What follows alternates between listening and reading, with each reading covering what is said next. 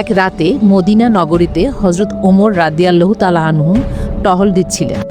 তিনি দূরে দূরে গিয়ে ঘুরে দেখছিলেন কোথাও কেউ ক্ষুধার্ত বা কষ্টে আছে কিনা।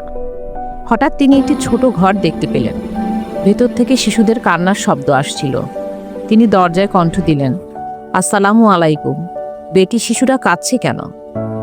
নারীটি ক্লান্ত কণ্ঠে উত্তর দিল, ঘরে খাওয়ার কিছু নেই, আমি শুধু পানি ফুটাচ্ছি যাতে বাচ্চারা ভাবে খাবার রান্না হচ্ছে আর তারা ঘুমিয়ে পড়ে। এই কথা হজরত ওমর রাদিয়াল্লাহু তাআলা আনহুর হৃদয়ে গভীরভাবে আঘাত করল।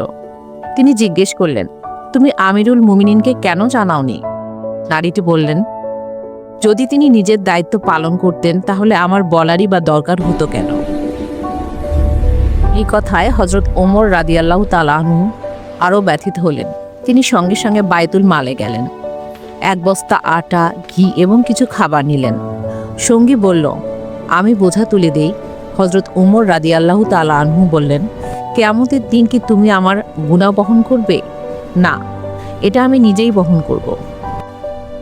রাতের অন্ধকারে তিনি কাঁধে বোঝা তুলে নিলেন এবং সেই ঘরে এসে চুলা জ্বালালেন। নিজের হাতে রুটি বানালেন, শিশুদের খাওয়ালেন। এরপর শিশুরা ঘুমিয়ে পড়ল। তিনি নীরবে বাইরে বসে রইলেন। তাকে জিজ্ঞেস করা হলো, আপনি এখনও এখানে বসে আছেন কেন? তিনি বললেন, যতক্ষণ না এই শিশুরা হাসে ততক্ষণ আমার হৃদয় সাক্ষ্য দেবে না যে আল্লাহ আমাকে ক্ষমা করেছেন। ক্ষুধার্তকে খাবার খাওয়ানো আল্লাহর কাছে অত্যন্ত বড় সওয়াবের কাজ, আর গোপনে অন্যের সাহায্য করা নেকির পরিমাণ আরও বাড়িয়ে দেয়। ভিডিওটি ভালো লাগলে শেয়ার করুন।